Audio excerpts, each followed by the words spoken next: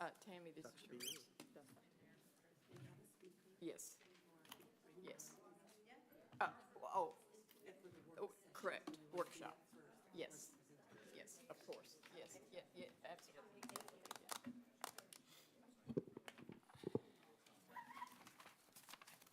Yeah. Oh, it is 6 o'clock and it is Monday afternoon. Here we are. And it is April the 28th. And we do have a quorum. Thank you, Steve, for coming. We appreciate you, what's that word? Isolating yourself, but we're glad you're here. Also, would like to welcome those who are online, and this is an opportunity for you to know what we're talking about, and also send us information, feedback, what is important to you on the subject. So we will open for a workshop, and this workshop, as you have noticed in the in your agenda, is around group homes, community homes in the town of Trophy Club. And I want to just say that tonight's workshop is about supporting that kind of environment, as well as protecting Trophy Club neighborhoods and community.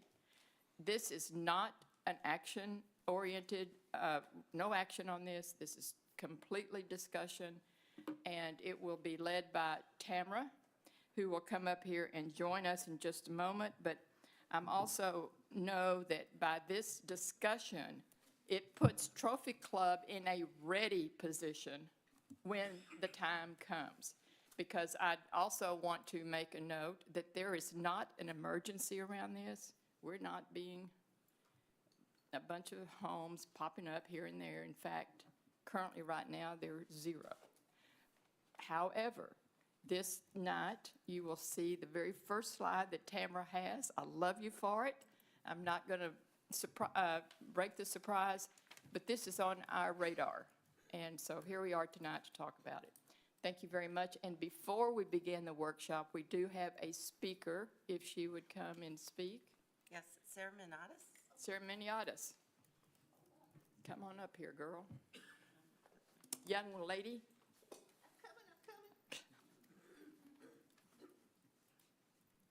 I'm short. Sarah Miniotis, 248 Oak Hill Drive. I live directly across the street from Silverleaf Assisted Living and Memory Care Facility. I would like to share that experience.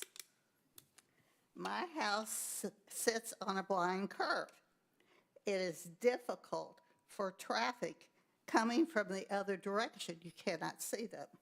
I have a small curved driveway and a regular driveway. Silverleaf has a concrete slab parking area for 2 cars, plus a wide driveway leading to the back of the property. Their parking area could accommodate 7 vehicles. However, the facility only uses 1 for the caregiver who spends the night. This prevents her from receiving a parking violation from the town. The rest of the parking spaces go unused most of the time. The support staff who park on the street on a regular basis, 2 caregivers, professional medical staff, cleaning people, food delivery, medical waste truck, medical supply, and furniture truck, plus landscapers. Now, they will use the driveway occasionally. Everybody else parks on the street. And some of these vehicles park on both sides of the street.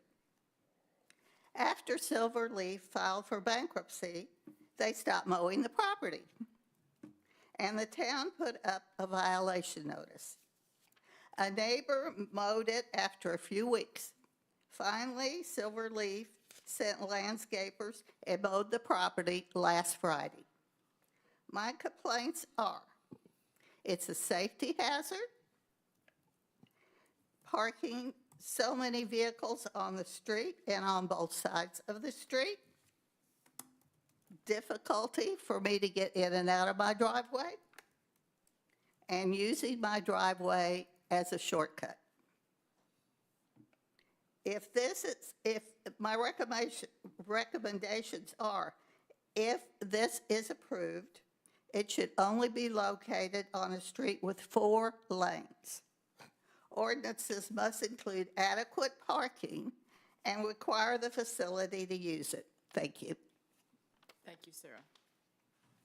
All right, hopefully, as we begin tonight, that each of us have had the opportunity to do a little bit of research on this so that we have more robust discussion and input. And Tamara, it's all yours. Can I say something Yes, to Sarah? yes. Sarah? If No? the All right, council will let excuse you. I'll allow it. No, okay. Okay, thank Tamara, you. would you kind of keep Sarah informed that this is going to go to P and Z and other units, and she needs to keep up and also attend those and speak at it, please? Yes, sir. Thank you. All right, good evening, Mayor and Council. This evening, we're going to be discussing boarding homes and group homes. We have a full agenda. The first thing that I'd like to discuss is that this is part of our 2024 council business goals.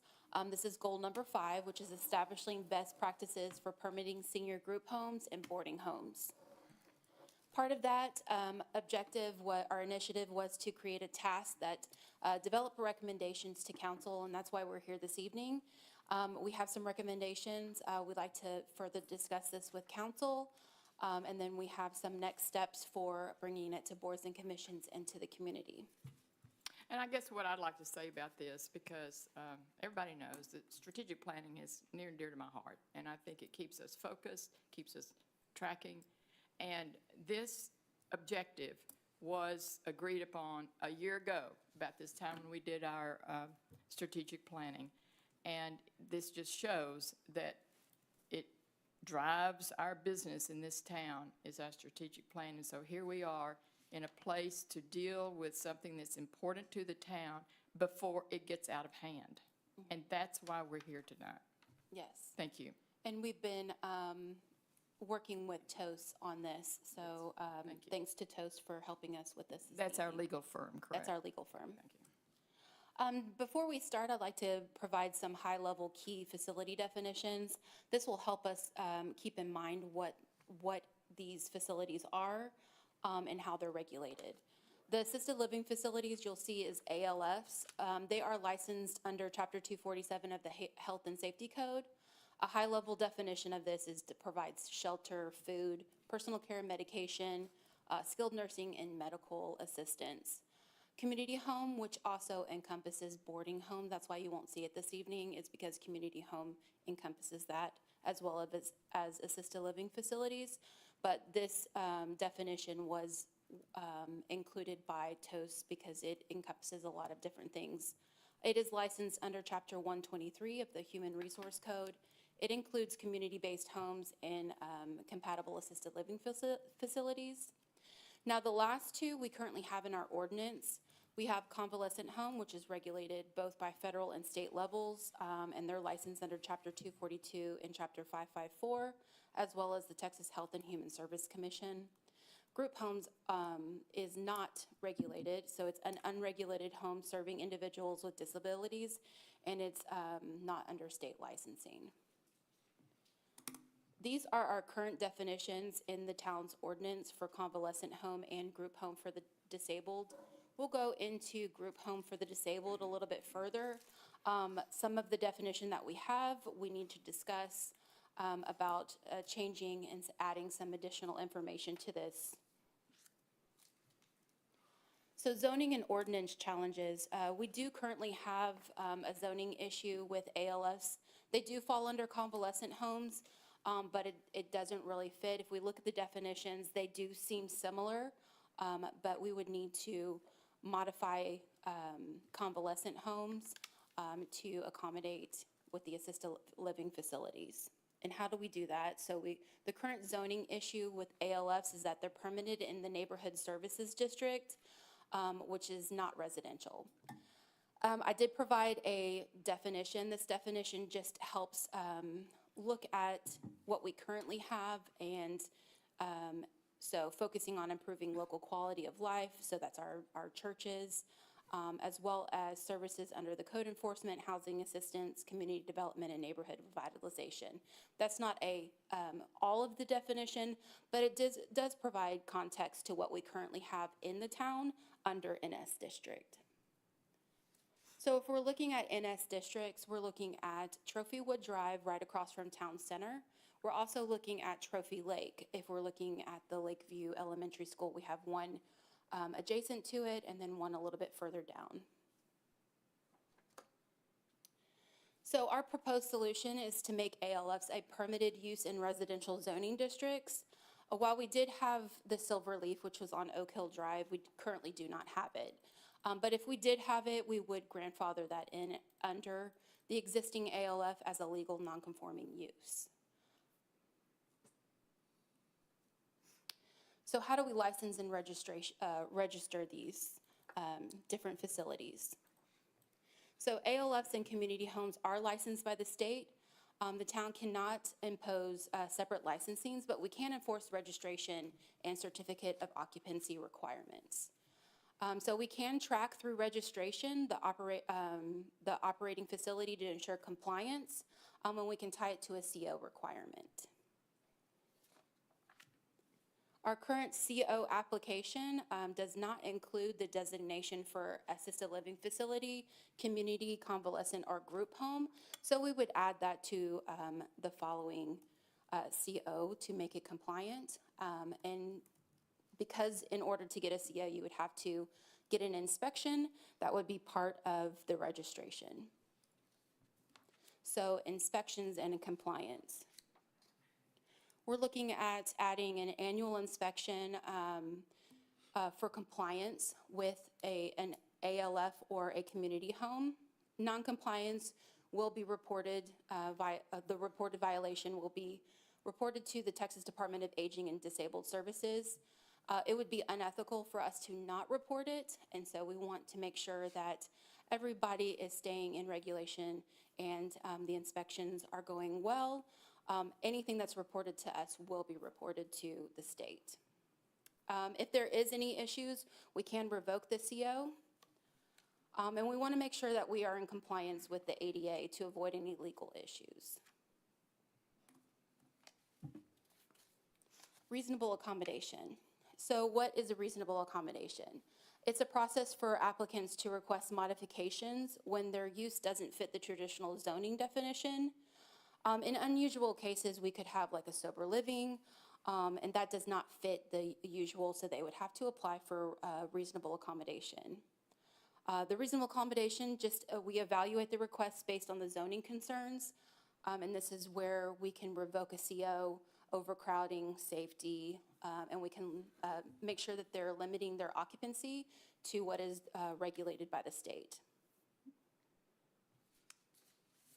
This would be real quick on that one. Just want to make sure that this part is kind of emphasized. On the reasonable accommodation component of this, because these types of facilities within our zoning classifications, they cannot go into residential areas, right? But by the zoning part, it's not an allowed right, but that part. However, because of the Fair Housing Act, right, which says that you cannot deny people a place to live because of a disability. On that part, this reasonable accommodation process really is the legal framework that they can come in and they can go into residential areas by right because of that federal law on there. So this is the process of saying if you're going to come into this area, you have to show that reasonable accommodation component of this that then allows them to come into a residential area. Now, again, that is something that you define as a law with, that or have definitions to it. Okay. So it's not one of those things where you have necessarily a decision point to say we want you in here or we don't want you in here. Part of it, if they are demonstrating that they have a reasonable accommodation, then they can, by federal law and state law, live in a residential area and have that facility within a residential area. That being said, there are then the definitions that have the state laws about things that you have to have. So you have to have so much square footage per room. You have to have all these different things, requirements for taking care of those who are in those facilities. So there are regulations about what they have to do to care for those who are inside the house and make sure that they have living conditions inside those homes for it, and that would give us an avenue to regulate and permit what happens with those things, so that we're making sure that they are indeed upholding their end of the legal requirement there. I guess I want to just say that I think that we need to absolutely keep in mind that we are bound by state law. We can move it around a little bit, but the state law is what binds us. Is that correct, Mr. Lawyer? That's correct. So I want everybody to hear that as well, because that's really important as we begin to look at what our regulations might be. Yeah, if we were to pass an ordinance that says living facilities cannot come into our residential areas, that would be in violation of federal law to do something like that, right? So we can regulate as far as the state regulates on it, and so that is what we're trying to do here, is kind of match up our ordinances with state ordinances. And then this reasonable accommodation process really is the kind of the gateway that allows us to begin that permitting on it. And probably one of the things I saw is that it's important to have the state to do these inspections. And sometimes the inspections are not taking place, so things get out of hand. And so the idea to get our inspections in line with the state and with our ordinances keeps us ahead of the game versus behind. And that's what I've read in here, that inspections don't happen. Which board would be involved with this, planning and zoning or ZBA? ZBA. ZBA. In what aspect? For the accommodation piece specifically? So the process would be that it would go through our community development director. The application will come through that department. He will either approve it, reject it. If it's rejected, an appeal process will happen. The appeal process can go through the ZBA. It can also go through council. But our lawyer suggests that it go through ZBA because it has certain state requirements that will keep it in line. So just to be clear, this reasonable accommodation process exists for a use that's outside of what the state clearly permits. So like the example Ms. Mignatis brought up, that one wouldn't have to go through this, right? It would just go unfettered because it was just a regular group home? No, we would want a reasonable accommodation for every single community For home. all of it, all no of matter them. what? So, so the unusual example here should just be any group home?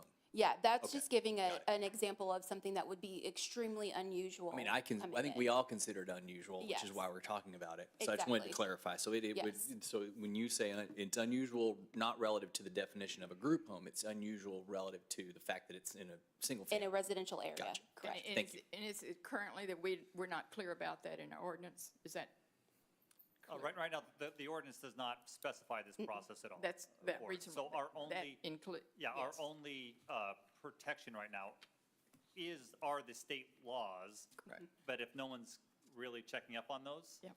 right, then the question is, are they really being enforced There with you it? And that's where, when we step in the formula there, right, not only, if we adopt those state laws here, then we can be the eyes and ears on the ground Correct. here in Trophy Club, make sure those things are being taken care of, and then report to the state when they're not. Correct. Good. No, no, ma'am. Thank you. So we do have a proposed new application. Toast did provide an additional application. We'll bring those back to council for discussion on which one you would like to use. But this is an application that provides multiple areas for information for even our emergency services, just to provide an avenue for them to say, okay, this is what's happening in this home. So group home definitions and legal issues. Currently, the ordinance excludes alcoholism and drug treatment. This is what I was talking about at the beginning with our group home definition. We do have something in there that is a protected disability under ADA, which we would want to make sure that we change if we're going to be changing the ordinance together. Recommendations, we don't want to say that we're going to deny a reasonable accommodation request for an addiction-related facility, but we can set conditions for it, like the occupancy limits. And this is the group home definition that we have.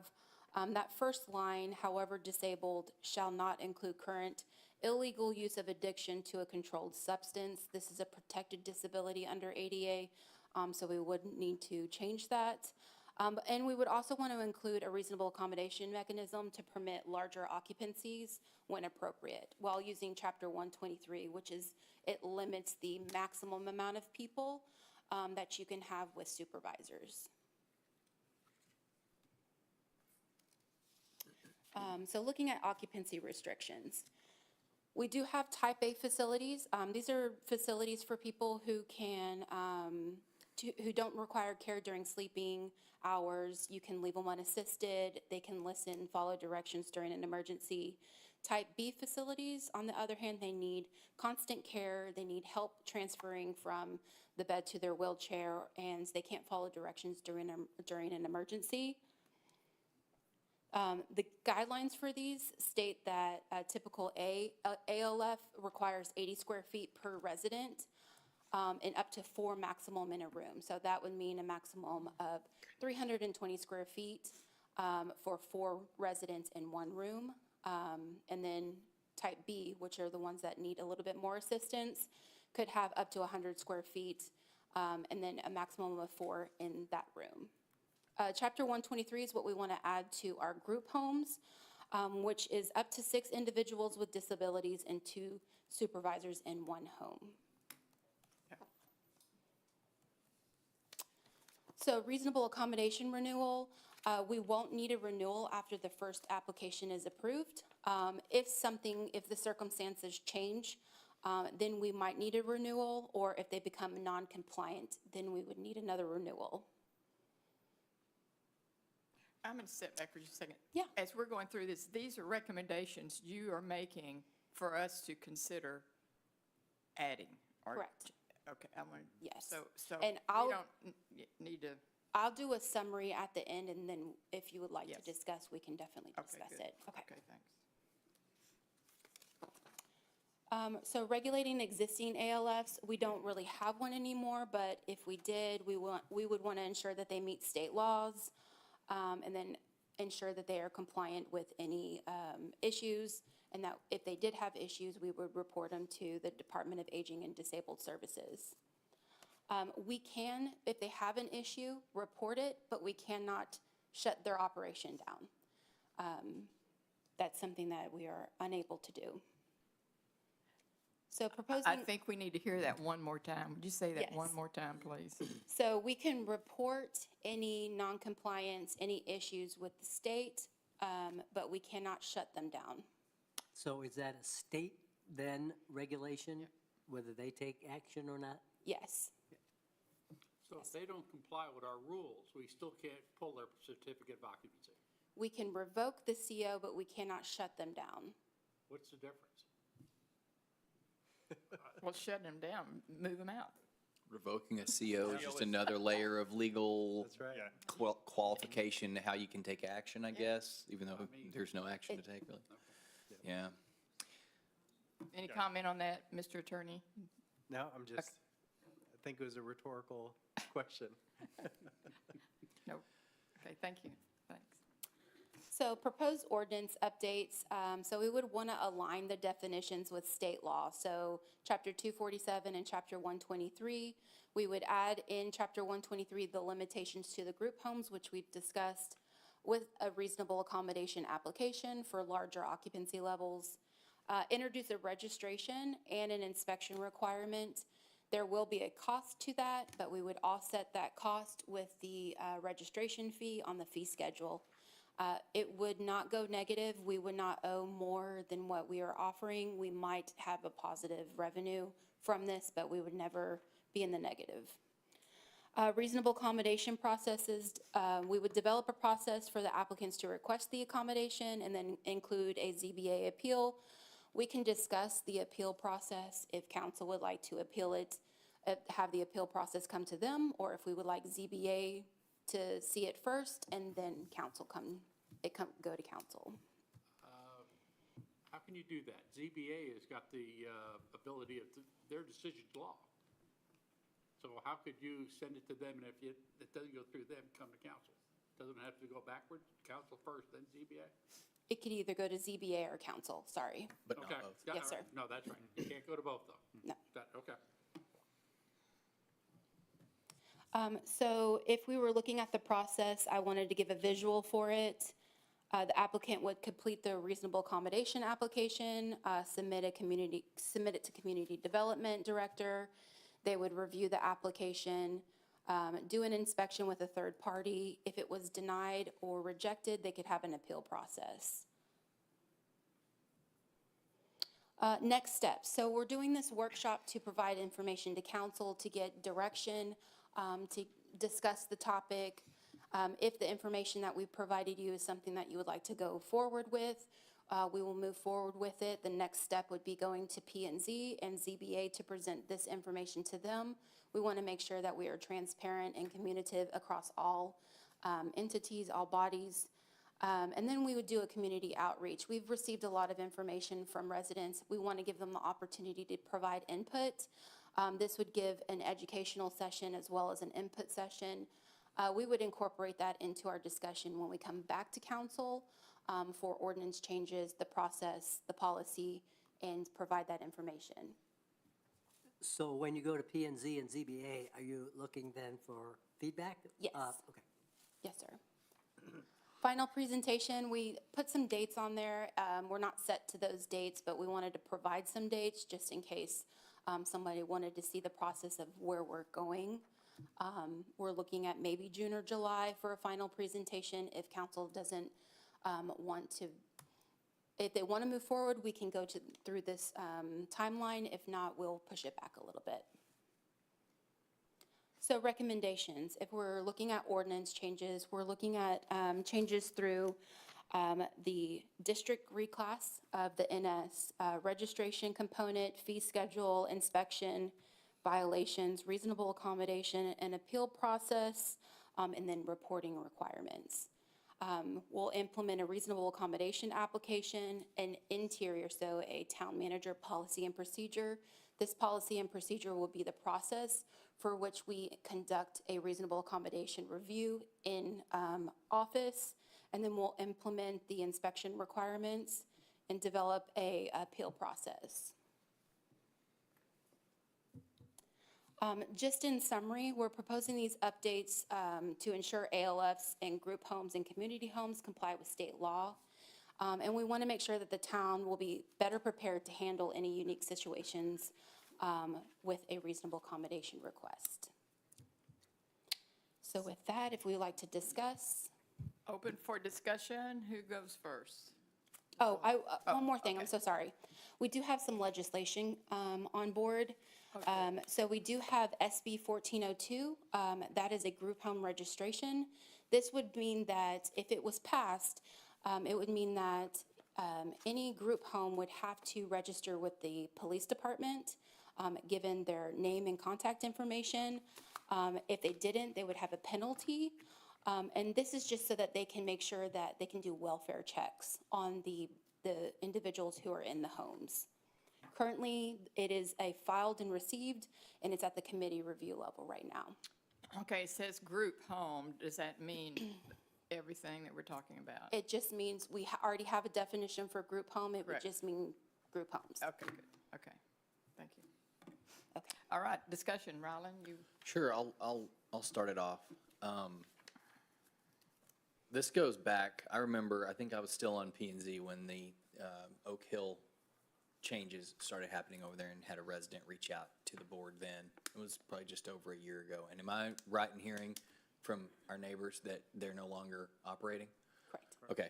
I mean, what we're going to talk about here is obviously everything you guys have put together, all I think are thinking along the right way we want to go. I don't want to speak for everybody, but I don't know anybody who really wants this in a residential neighborhood. I mean, you know, everyone in all stations of their life have needs, but our single-family neighborhoods aren't designed to handle this type of use under any circumstance at all. So our challenge as a body is to determine how to best work with what the state requires of us to help get the best outcome for our residents.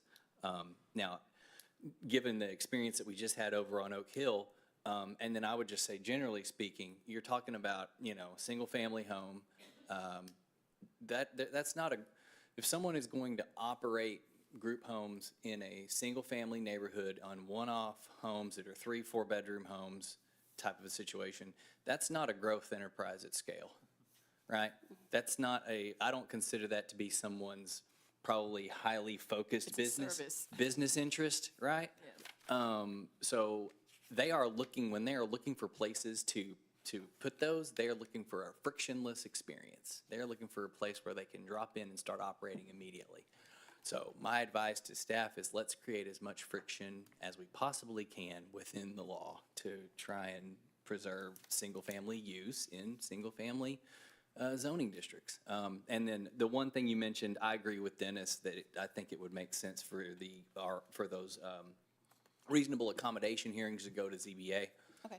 Just on a personal note, it sounds like a ZBA type thing as opposed to a council agree. type thing. Right. So I have a clear opinion on that. But otherwise, open to any and all recommendations that you all come to, obviously P and Z, and then later our group Okay. with this. Thank you. Thanks for the work on this. Thank you. Mayor, Yes, sir. I think the one point that our resident brought up on traffic and whatnot, infrastructure, is something we got to keep looking at. When you start to do these things, you don't really know what you're getting into. It could be a single-family home, but your example was spot on. You've got caregivers, you got lawn people, you got whatever, and all of a sudden, it's a problem. So I guess keeping our eye aware of that, on that, is what I would recommend. Okay, thank you, sir. I would like to speak for the people who may choose to do this. And that is, I do believe that you read about aging in place, you read about accommodating the elderly who are wanting to stay in their location. You read about them not wanting to, they want an alternative to going to a nursing home and still have a quality of life. And my hunch is that as we continue aging, this is going to become more a part of our town, not our town, but in general, neighborhoods.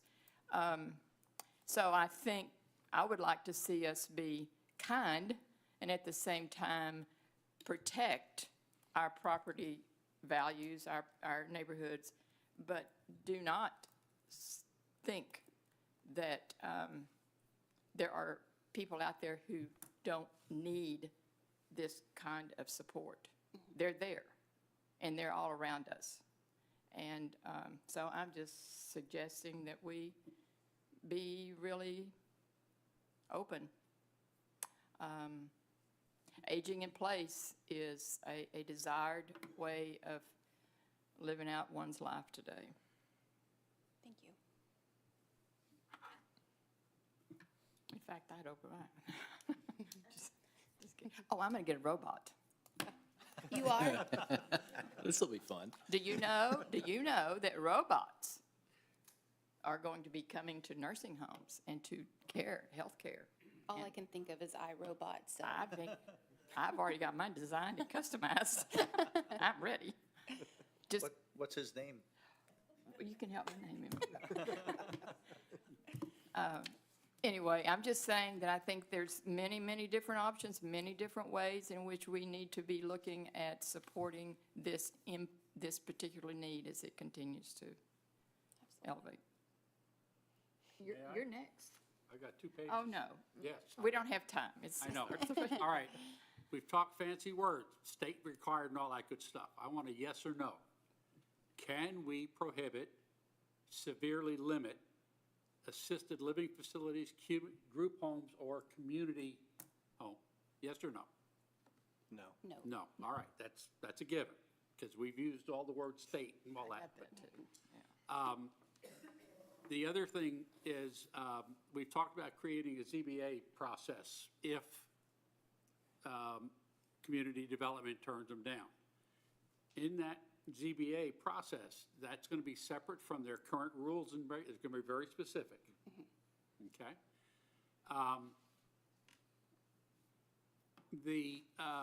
In this whole process, I've got a policy here, I've got staff report, and I've got a presentation. Yes, sir. They don't agree, okay? Your definition switched from ALF to community home to group home to chapter 247, whatever. They need to be consistent, and they need to be all in one place. Like, for example, on page 49, where you have your policy, okay? Because you're using ALF, but then you get the policy, you're using community home. In fact, I was going to ask you about ALF. I thought that was a whole different facility. Well, I mean, a large facility. So we're looking at adding That's both assisted living and community homes to our definitions. The definitions that we had in the presentation were just a high-level overview to make it connect with people to understanding it. The true definitions, I promise you, Okay. will go into the No, I understand. policy. The next question is, Okay. where are they? Because Yes. I was looking here at the policy and They'll go into the ordinance changes, and I will bring those back. versus the policy. Yes. Okay, thank If you. you look at the policy definitions now, those are most accurate. Yes, I sir. know, I'm just making comment to be clarified. Our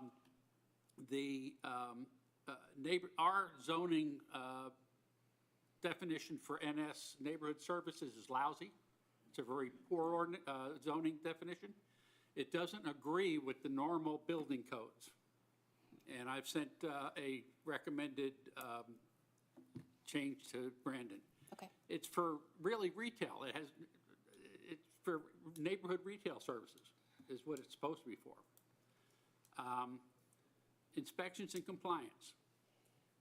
I'm going to ask, as this goes through, in the policy, I'd like to see some very specifics. I don't want it staff discretion. Okay. For example, if the first violation goes, second violation, when do you report, don't report? And who, so I'd like to see that very definitive. Okay. I'm not for ZBA. ZBA is too politically, their decisions are typically more neighborhood-related than they are following the law, in my opinion. Okay. Occupancy restrictions. The state guidelines, can we make those different? For an example, if the state guidelines 80 square foot, could we make it 100? That's a yes or no, lawyer. Yeah, you're talking about making it not less restrictive, but, More restrictive? or more restrictive? No. No. Okay, so 4 people, you can't limit it to 3. 80 square feet, you Right. can't make it 100. Stick with their definition and the statutory. Okay. The current group home? Oh, okay, never mind, I'll Okay. talk to you separately on that. Okay. The current group home, have we pulled their certificate of occupancy? Because they're bankrupt and they vacated the property? If we haven't, I'll could have to we ask find to that. consider it? Yes, we'll discuss that. Okay. And can we limit the location? Do we have to have it in every neighborhood that's residential? So we can't say that it can't go behind a gated community because of restrictions, access and stuff like that. We can't limit it to a certain zoning category. No. No. Okay. You're asking about community homes. Yeah, well, community homes, ALF, to me, they're all the same. I'm for this conversation, until we get the definition of all of them in one place. But see, I thought that there was a definition of occupancy for an AFL that you could use more, you could have more. At a group home or community home, you're restricted to 6, I think, as I remember. So we're trying to align the descriptions to mirror that. So our group homes would mirror community homes at chapter 123. Okay. Okay, thank you. Yeah, and so under chapter 123, this is what the state law says. The use and operation of a community home that meets the qualifications imposed under this chapter is a use by right that is authorized in any district zoned as residential. Yeah. Okay, I want to get that clear out. Which it goes back to why we're here. I think we're in a great position to get something really clean and clear, And that it can be Right. used. And one last thing as we talk about this and go through this, and I'm going to use the Oak Hill house as an example. is that they've modified that in such an extent. Now they're gone. Right. They're bankrupt. Can that house be sold and occupied as a regular, normal residential house with a family? Or does that have to be remodeled? Or can we, and I think it is occupiable, okay? So, but the question is, can we restrict whatever modifications are made to one of our existing homes to where it can be sold and occupied for a different use, like for residential? You can, yes, you can. Okay, Some of that is still subject to reasonable accommodation, so it'd be a case-by-case basis. okay. And can we put like something like that in our rules, in our policy, or at least have P and Z Yes. discuss it? Yes. Thank you. That would be an occupancy restriction. Okay. I have other questions. I'll just forward some other ideas to staff. Thank Okay. you. Thank you. Other discussion? I have Jeff? a question. Is there any effect to the town charter related to this issue? I don't, Not that I'm aware of. yeah, No? I don't think so. The dean was, I'm looking. It's a great question. Good job, Jeff. Other questions, other comments, other concerns? how does our HOAs affected by this? I think they can have their own restrictions. So if they have restrictions in place before 1985, those restrictions will stand, as Well- far as community homes are concerned. After 1985, there's a provision here that prohibits them from regulating. That leaves us out. It says a restriction, reservation, Ultimate. exception, or 19. other provision in an instrument created or amended on or after September 1st, 1985 that relates to transfer, sale, lease, or use of property may not prohibit the use of property as a community home. There you Can go. you backdate some HOA? Well, 1985 is unincorporated, Right. yeah. Any other one?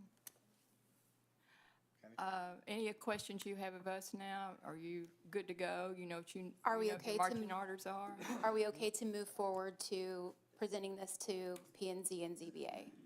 Is there anything that you would like to take off the board? Yeah, I'm sorry, what? Is there anything you would like to take off the board? Are you okay with all of the information that we've presented to you today? Are y'all good? With incorporating some of the information you've provided? Okay. I do have one question after that. And it was, because we've heard two different thoughts, but I've heard two different thoughts on the idea of, is the appeal process to ZBA or to the Yes. town council with it? And we'd like some more feedback from the council on what your desired track would be, because those are two very different ways, and we'd like to present it consistently throughout.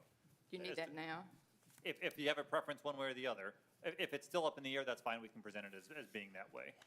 Personally, I like for the board to do their job, and I'd like for the ZBA to, that's my position. Okay. I would one that agree with that. objected to ZBA. I'm sorry, what? I would agree with that, and to Dennis's point, if there's issues about authority within any board, that board or any other, then we should address that. Okay. I'm not a fan of using ZBA, but at the same time, I reserve the right to look at the policy that you're going to put together. And Yes. one, is it a policy that's optional, that, yeah, we can follow it, or it's a policy that's mandatory? And what is it? And then because I don't disagree with the way you said it, Ryland. It's just that I don't trust them. Well, and ZBA has a rubric that they follow for the common things they hear nowadays, but this is different, so it would require Yes. a different path. I think it's important to, this is similar to the type of things that ZBA handles or that the Building Standards Commission would handle. And so I think it's a good thing to leave it aside from and separate from the elected body, but Dennis is correct. We should definitely have a really strong framework so that it's very much a decision made within the law. Where, some of the fence variances and things like that, those are subjective, right? And Yeah. that's typically what they hear, so. Okay.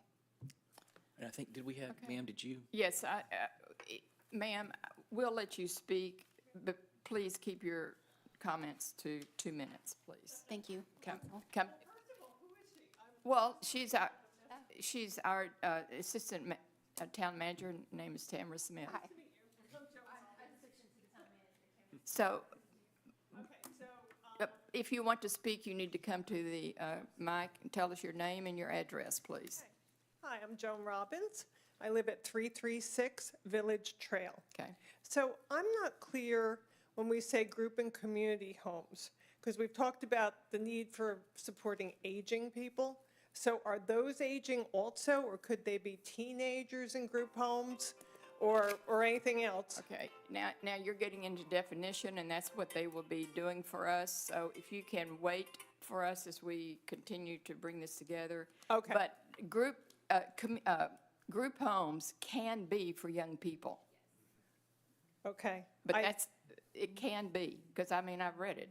It can be. Okay, so it's not just seniors. That's correct. actually, and I'll try to keep it to 2 minutes. I'm both a survivor of a violent crime. I was attacked by a neighbor who was a mentally ill schizophrenic. I was stabbed, beat up, and almost raped. Okay. I somehow held my own. So I am a little concerned about the type of people that come into our neighborhood and,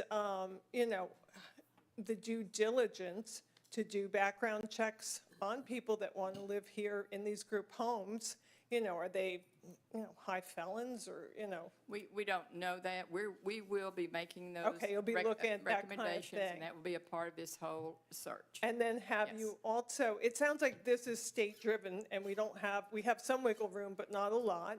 We are bound by state law. Right. We are in the process of looking at how we want to regulate them based on our strategic plan. Okay. And if you will continue giving us the opportunity to Sure. continue searching this, we will. I've already volunteered to Brandon. I'd Yeah. be happy to be in his We'll group. be able to answer your questions. Just I stay in also- touch with us. And maybe this still needs to be vetted, but will there be additional structures built, or they will leverage existing properties?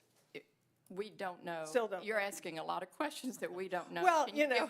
Can you give us some time and grace to let us Sure. get through Yeah, this? I Okay. just, living Thank at you. the end of Village Trail, I look at Yes. Trophy Lakes Church and I say, gee, if a big building was built there, what would that do to traffic? What would that do to power? So I'm sorry, I'm a project manager, so Okay. I'm playing this project out in my mind already. I hope I can be of Thank you. help to you, you very much. So really, so group homes can be anything, community homes can be anything. It's not just seniors. We don't know if it's existing homes or additional structures to be built. We don't know what the impact would be on our taxes or the police, right? Ma'am, we have a lot of questions to answer, and Okay. this is not the time to do it. Oh, I'm Thank you sorry. very This is much. my first know. meeting, so I This is not the apologize. time to do it. I'll- Thank I you. guess I'll be in Brandon. We're going to. meeting for that. Yeah. Okay. We appreciate your questions. Thank you. Thank you. Thank you very much. Okay, it is 6:47. We're adjourned. And we will meet again at 7 o'clock. Thank you. This is just, stay in touch with us.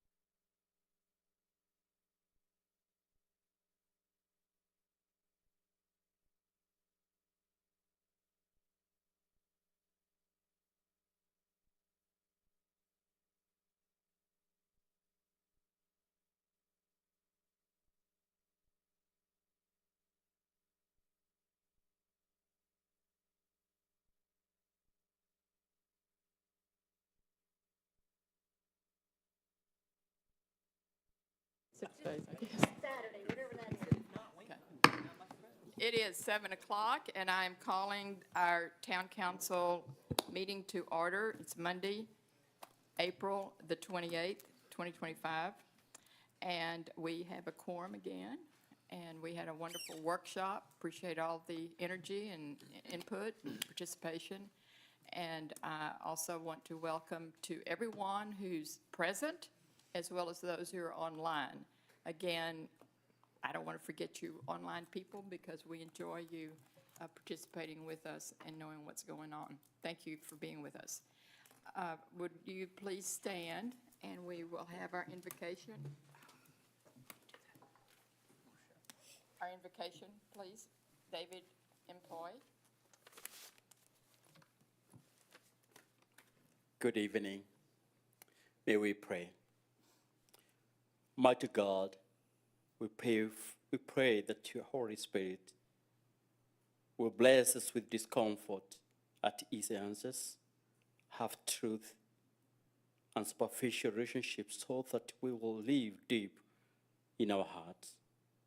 May your Spirit bless us with anger at injustice and oppression and exploitation of people and the earth, so that we will work for justice and equity and peace. Lord, we pray that your Holy Spirit will bless us with tears to shed for those who suffer, so that we will reach out our hands to comfort them. And may the Spirit of the living God bless us with enough faith to believe we can make a difference in this world that you've given us, so that we'll do the things which others say cannot be done for the sake of our people and the honor of your name and the ministry that you've called us to. We pray in Jesus' name. Amen. Amen. Thank you, David. I pledge allegiance to the flag of the United States of America and to the republic for which it stands, one nation, under God, indivisible, with liberty and justice for all. Honor the Texas flag. I pledge allegiance to thee, Texas, one state, under God, one and indivisible.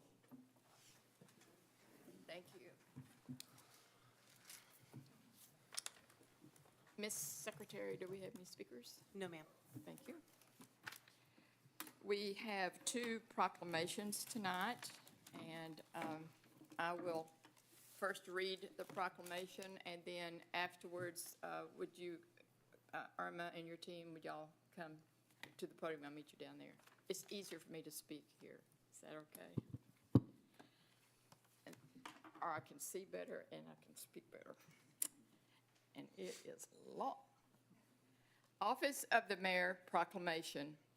Whereas from our nation is humble beginnings, public prayer and national days of prayer have played a vital role in the life and history of America, dating back to the first call to prayer in 1775, when the Continental Congress asked the colonies to pray for wisdom in forming a nation, and the call to prayer has continued throughout our history, both in times of conflict and peace, including President Lincoln's proclamation of a day of humiliation, fasting, and prayer in 1863.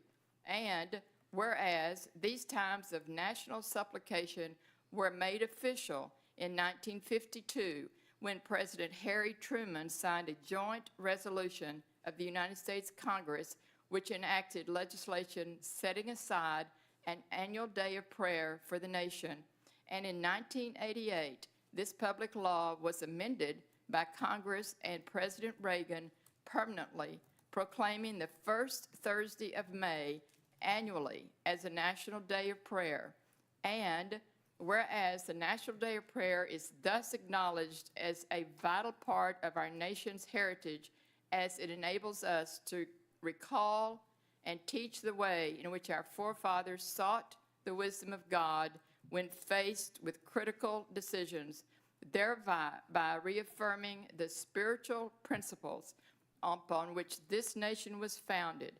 And whereas the National Day of Prayer belongs to all Americans and is a day that transcends differences, bringing together citizens from all backgrounds to seek God for the area and country where we live, learn, work, worship, and serve, and to honor God and give him thanks for the many liberties and blessings we have received, among them the freedom to gather, worship, pray, and whereas Thursday, May the 1st, 2025, is the 74th observance of the National Day of Prayer in our nation, and simultaneously the 33rd consecutive observance for the citizens in this 76262 community, having as its theme for this year, pour out to the God of hope and be filled, based upon Romans 15:13.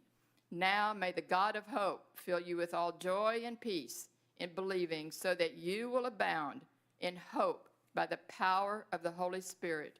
And whereas on this National Day of Prayer, we come together as leaders and citizens to unite our hearts and voices together in prayer as one nation under God, acknowledging our dependency upon him and to seek his divine guidance, protection, and strength to meet the challenges that we face, both present and future, and to pray for peace throughout our nation and the world. Now, therefore, I, Jeanette Tiffany, Mayor of the Town of Trophy Club, Texas, and on behalf of the Trophy Club Town Council, do hereby proclaim Thursday, May the 1st, 2025, as a day of prayer in the town of Trophy Club to coincide with the National Day of Prayer, proclaimed and signed on this, the 28th day of April 2025.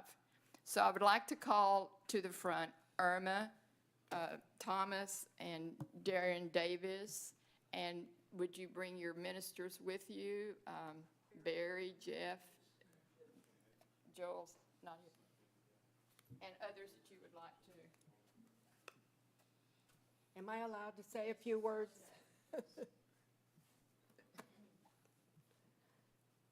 I can. Okay. Well, first of all, thank you so much for your unanimous approval of the proclamation. And we're very excited that it's coming up this coming Thursday. And I want to invite all of you as council members and staff, town staff, and the audience to attend. And I'll leave these at the back somewhere on a chair, for you to pick up. With me, behind me, is Darren Davis, and he has been the master of ceremony for almost 22 years now. So he's been here around a long time and has been at my side for a long time. And then we have two pastors behind me. Come forward. Hello. Go ahead and announce your name. Jeff Brooks from the Lake City Church of Christ. I'm Barry Klingon from the Church at Trophy Lakes. So Jeff has been a part of this Day of Prayer since 2012, and Barry Klingon since 2005. So they have a lot of longevity. But I thank you all for considering coming. We really think this is an important day. It's a unique day in our nation because it's the only day of prayer that's established in our nation's public law. And it's our time to gather local citizens and community leaders to come together. There just isn't another time like this. And this is a time when we can lift up our nation, its people, and its leaders. So we want y'all to come May 1st, Thursday, at the church at Trophy Lakes. And we hope to see you all then. Thank you.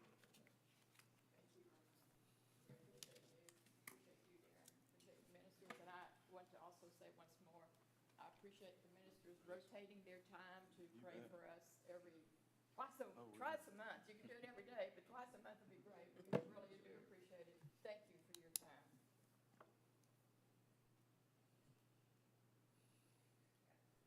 I'm holding it. You should have been holding it. All right. Thank you so much. See y'all. Thank you. Thank you.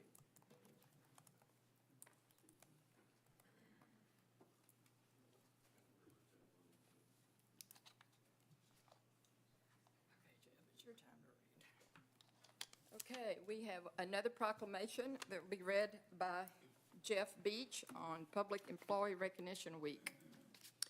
Town of Trophy Club, Office of the Mayor Proclamation. Whereas the Town of Trophy Club proudly recognizes the dedication and commitment of the individuals who serve in local, state, and federal government, and whereas public employees at every level of government provide the essential services that make our community stronger, safer, and more connected, and whereas these dedicated individuals, including first responders, streets and parks, maintenance crews, recreation team members, finance and human resources professionals, communications and marketing specialists, community development staff, and the town's administrative personnel work tirelessly to serve the residents of Trophy Club with professionalism and integrity. And whereas the purpose of the Public Employee Recognition Week is to honor the women and men who serve our nation and our town as government employees and to encourage others to pursue careers in public service. And whereas the Town of Trophy Club values the positive contributions that public servants make to uphold our community's high standards and quality of life. And now, therefore, I, on behalf of Jeanette Tiffany, Mayor of Town of Trophy Club, Texas, and on behalf of the town, our Trophy Club Town Council, do hereby proclaim May 5th to May 11th, 2025 to be Public Employee Recognition Week in the Town of Trophy Club, and encourage all citizens to recognize the accomplishments and contributions of government employees at all levels, federal, state, county, city, and especially our Town of Trophy Club employees. Proclaimed and signed on this, the 28th day of April, 2025, Jeanette Tiffany, Mayor. Okay, we have employees in this town, right, in this room right now. Would you come to the front? We need a picture of everybody. Come on. Come on, Chief. No, I hate getting my picture. Chief, Well, you got your uniform on. at least we want a picture of all the, what? Oh. What?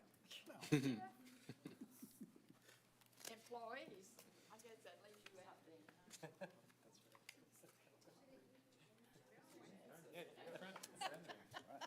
When is this?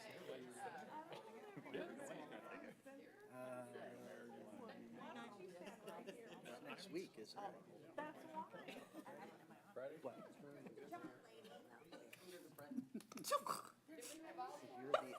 You're the A. If you want to be. You good? There we go. Okay, did you get us? Just infected me. Thank you very much.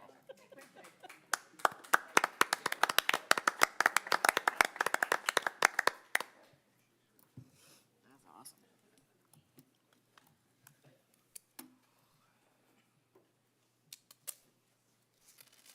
Well, I'm getting in some extra steps. Okay, working for you is next, and anybody have comments they want to say? Anybody? Council, this is time to say hello to your friendly residents.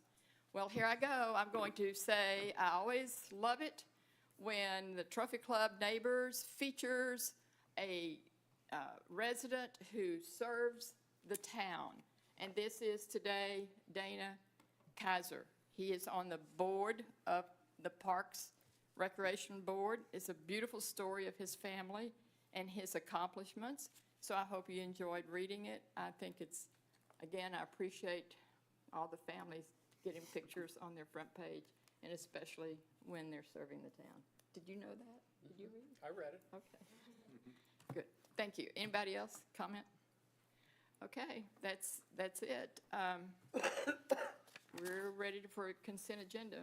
Update from your town manager. You don't want, Oh, we don't need to hear from you. Man, You don't have to if you don't want to.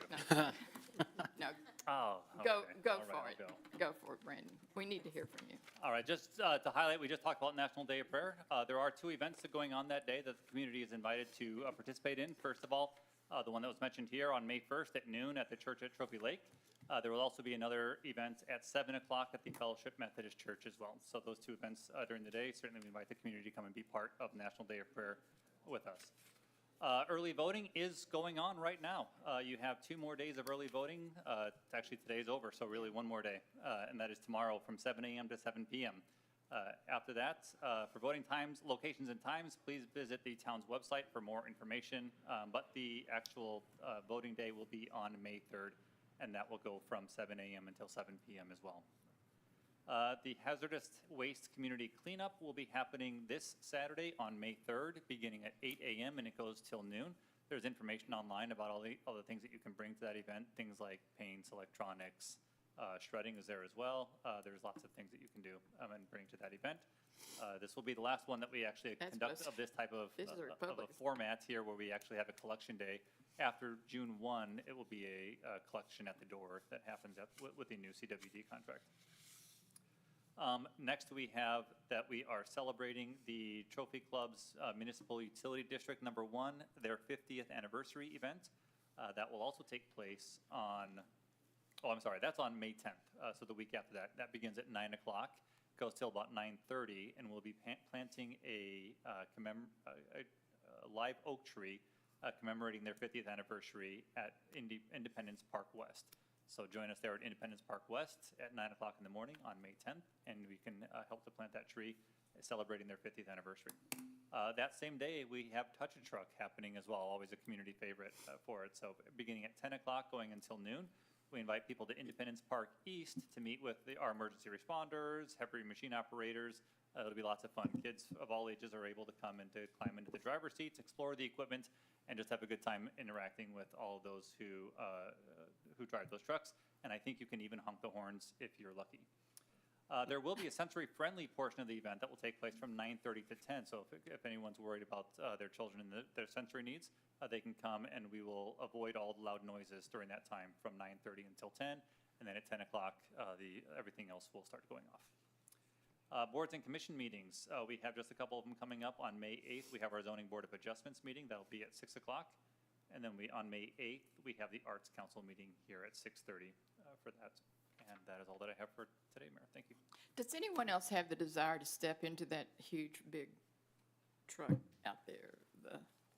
The biggest one with the biggest wheels? Oh, How many of you, Yeah. how many of you stepped in? Okay. Stacy has, anybody else? Any others? So I think I'm going to do that when I go to Touch a Truck. Get ready. I've tried to climb up into it. I It's need a beast to ladder. get into. And I need help, but I think that is so big. Okay, thank you need a very, safety net behind you for your wrist. well, that's probably, knowing how bad I am, maybe I shouldn't do that. Okay, thank you. Mr. Attorney. Yeah, so there's an item on the agenda that involves the Crime Control and Prevention District. And so I thought Yes. I'd explain what that district is. It's created by state law. It's Texas Local Government Code Chapter 363, and 1/4 cent of your sales tax goes to fund the district. There's a list, and for the public, if they want to look at this list, it's Section 363-151 of Local Government Code, and it includes a myriad of items. I mean, there's 30-plus different items that they can spend those dollars on. So if you're interested in looking what all those funds can be used for, it's listed right there in state law. Good, thank you. I think that's important. All right, we're ready now for the consent agenda, please. This part of the agenda consists of non-controversial or housekeeping items required by law. Items may be removed from consent by any council member by making such request prior to a motion and vote. 5, consider approval of the April Oh, 14th, You don't need to read them unless you want to. Anybody want to make a motion to approve? I'll make a it? motion to approve the consent agenda. I'll second. Okay, Jeff, and then Stacy seconds. All those in favor, raise your hand. Those opposed? Motion passes. We will now go to item 9, please. Case SUP 25002, Rosati's Pizza Restaurant. Conduct a public hearing and consider an ordinance approving a specific use permit request by Synergy Capital Ventures LLC on behalf of Rosati's Pizza Restaurant for alcohol beverage sales on-premise consumption in conjunction with restaurant use located at 2210 State Highway 114, Suite Number 250, Trophy Club, Denton County, Texas. Okay, 7:20, I'm opening for a public hearing, and we will hear from staff and anyone else, and then after the hearing is closed, we will hear from the council. Thank you. All right. Good evening, Mayor and Council. This is possibly the easiest one I've ever done. Yeah, So this I is was really asked, easy. why is Rosati's doing another SUP? Well, they had a change of ownership. And so as part of our ordinance, change of ownership, change of name, change of use, CO, it's just a trickle effect. And so new CO, then you need a new SUP, and then same with TABC rules. So everything stays the same. It was just ownership change. Okay. So Okay. Is there I'm anybody here to if y'all speak? have any questions. No, No, about no. here, anybody speak? Nobody? 7:20, we close the public hearing. Are any discussions? We need a motion, please. I'll make a motion to approve case SUP-25-002, approving ordinance for a specific use permit request by Synergy Capital Ventures LLC on behalf of Rosati's Pizza Restaurant for alcohol beverage sales on premises consumption in conjunction with the restaurant use located at 2210 State Highway 114, Suite 250 in Trophy Club. Second. Jeff seconds that. Any discussion? All those in favor, raise your hand. All those opposed? Motion passes. Let's go to number 10, please. PD AMD 25001, Brian Nelson High School, PD 28 Amendment. Conduct a public hearing and consider amending ordinance number 2018-26, PZ Plan Development District number 28, to provide a site plan package, including development regulations to accommodate the proposed building additions at Byron Nelson High School, located at 2775 Bobcat Boulevard within the Northwest Independent School District boundaries, on a property containing approximately 93 acres of land and generally located northeast of the intersection of Bobcat Boulevard and Marshall Creek Road within Trophy Club's town limits, Trophy Club, Denton County, Texas. 7:22 will open for a public hearing. All right, good evening, Mayor, Council. Hello. Again. Okay, this is similar to, I think the last time we had this was the Hutchins Barbecue, and they had a site plan amendment. So, yes, Northwest ISD and ROK Engineering, they did submit a application for a PD amendment. This encompasses a lot of different things. Obviously, the big ticket is the stadium, but they do have multiple expansions throughout that you see in our staff report. The PD number 28, section B5, it does require, if there's substantial plans that we don't approve, and at the staff level, we bring to P&Z and council. I'm going to do a little bit different this evening. So I'm going to, Northwest, they've got their team here. They've got some slides that they're going to go through, and then I'll follow up with the P&Z recommendation. Okay. I'm not going to go through all of their items, but there is a list here, all the different expansions that they're doing on campus, along with some lighting, landscaping, and parking additions. So with that, I will bring, I believe, Dan is coming up. Thank you. And other than P&Z, y'all are the first to see these slides. Okay, so would introduce yourself, and we will listen attentively. Sure. Dan Holt, I'm with Glenn Partners, the architects on the project. Okay. So yes, I'm honored to share the progress we've made on the Byron Nelson Stadium and building additions. So who's controlling the slide? I can go to the next one. Oh, or me.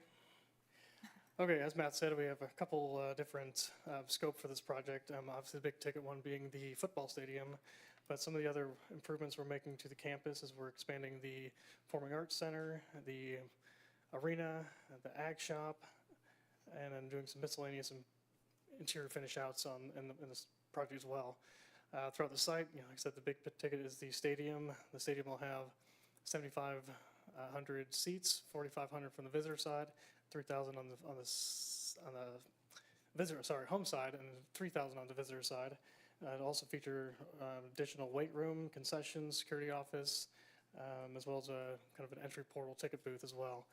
And we're also improving the replacement for the baseball and softball lighting, as well as some bleacher expansions as well. Throughout the site, we're kind of revising. This is the existing site plan. Go to the next one. Kind of touched on those. So here's the new one. So we're part of this expansion. We are relocating a couple of the track and field events, as well as modifying some of the parking. One of the big things we are adding is some golf cart parking to help maximize the parking capacity on site for those special game days. And that is located as number 9 around here. How did you determine 100 spaces? That is luckily it was a round number that we were able to fit on that got it. drive. So Just- could have been 101, just could have been curious. 99. It was just what we were able to fit with the grading. So here is a floor plan of the existing building. This is the auditorium and the arena that we are expanding. The auditorium, we're adding a balcony to increase the capacity, and as well as the arena, we're filling in kind of the horseshoe to add additional seating as well. This is kind of an interior rendering of our the arena expansion. It'll feature kind of the same concessions, but have a little bit more prominent entry off of the kind of main drive of the school. And there's kind of what that south kind of horseshoe filled in will look like. And here's a quick image of the Performing Arts Center. So if you've ever been there, it's only kind of that one slope, one level. So we're adding that second balcony to get additional seating up there. And within that, we'll be doing some interior finish upgrades as well. So now the football stadium, I said this is the biggest part of the project. Kind of rotate the plan, what we've seen. So the home is up, and that'll feature some concessions, locker rooms, as well as some restrooms. Visitor side will have similar concessions and restrooms.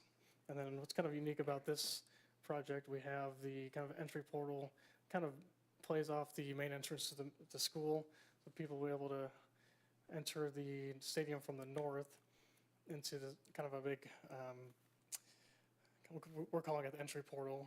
But basically what it's doing is hiding the scoreboard from the school. So nice finished facade, so we won't see the backside of the scoreboard. I said we have some safety and security offices, as well as the weight room and some additional track and field storage located inside this building. So here's that view looking towards the kind of the entry portal from the main school. So if you're looking exiting the school, that's what you'll see. The home seating is on the right and the visitor on the left, and the kind of flanking ticket booths as well. This is I guess it's the west elevation looking at from the practice fields. So this is the home side. What's kind of unique about this project, due to the kind of lack of space on the site, we are doing the fire lane underneath some of the stadiums. So it's kind of made it a little challenging design solution for it, but I think it works pretty well to be able to maximize the site. But like I said, this is the view from the practice field to the home side. What you're seeing on the top level is the press boxes for the scouting and the TV decks and things like that. Kind of a field level view looking back at the scoreboard. This is facing south. That's kind of a new LED screen. We're putting this in new high school in Fort Worth for Northwest IC, as well as I believe Eaton High School as well. So the new kind of district standard, all the campuses will be getting a large video board. It's kind of an aerial shot. You can kind of see the field house. It was recently done in the bottom left. And then you're going to see the main school in the background. So here's kind of the overall bird's eye view of what we're proposing.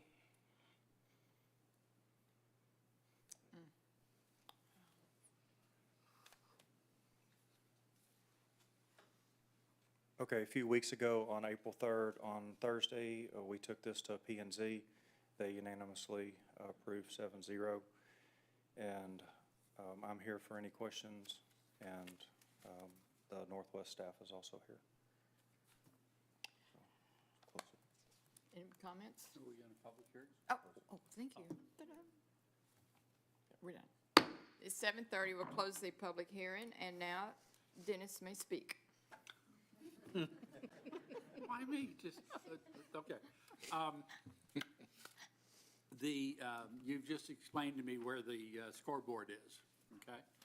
And, because I couldn't tell, the page 107 of our plans and 128 are blurred, so I couldn't tell what it is. Should the scoreboard be on the photometric calculations? So. I have no idea what the scoreboard's going to do. Yeah, so we did discuss that. The scoreboard faces south, which is, you've got the Montessori, you've got basically commercial development, doesn't have any effect on residential. The nearest residential is going to be past the swim park, so you're looking at a quarter-mile away. We can absolutely get a photometric. We just didn't ask for that to be provided, just because of the way that it was aiming.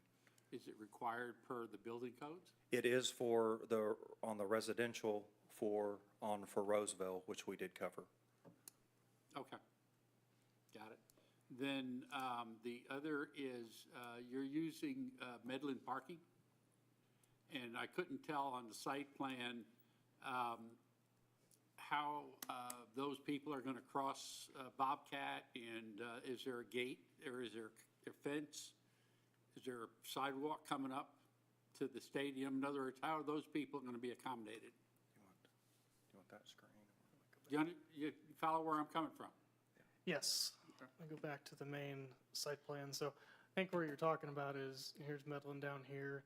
And what's not shown in the site plan, we've been working with the city to help provide some additional pedestrian access. So what's not shown, but we're currently in design, and we have a pathway from, I can't remember what street that is. And should that be on the site plan? Parkview, over to the dedicated crosswalk and sidewalk.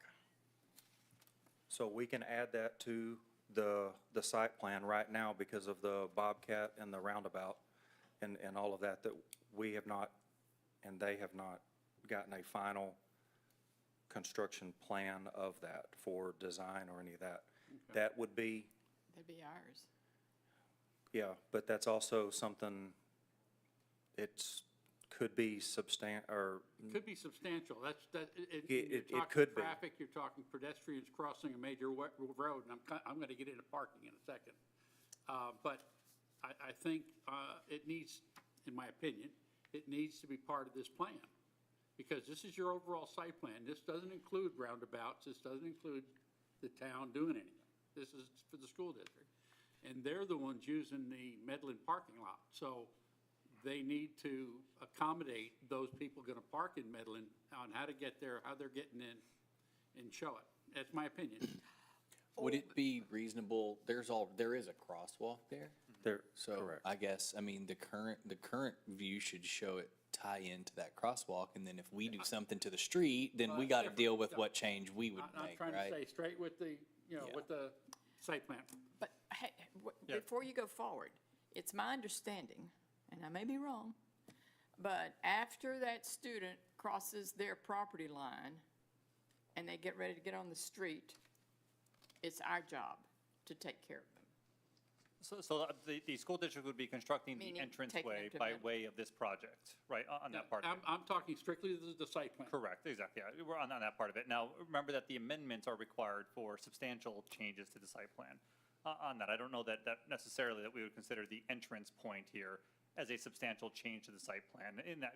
So there is still, our thought was, as we continue to kind of work through the finalization of that component of it, for that to be adopted in-house, right, rather than requiring amendments to the site plan that would require. I'm not that trying to part. recreate the wheel. Yeah, no, exactly. But all of that part, because of kind of what we brought up about, there's a lot of points here that we are still working through design on, and that's both sides, our side design as well as their side design, for it that needs to be done before we kind of finalize exactly how that. Will a final site plan come back to us?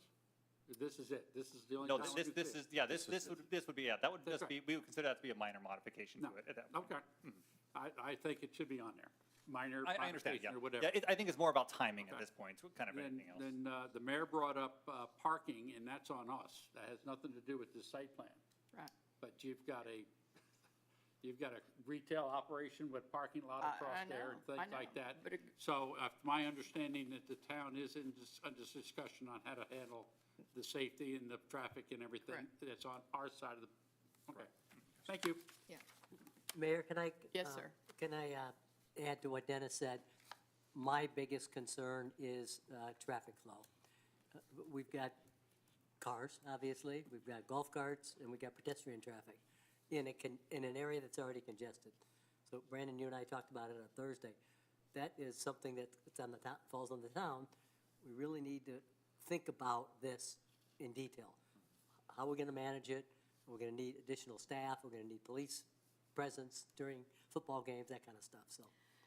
And I know too that Brandon is getting to us the cost, because this is going to add cost to our budget to manage traffic for the football, 6 or 7 football games and whatever else.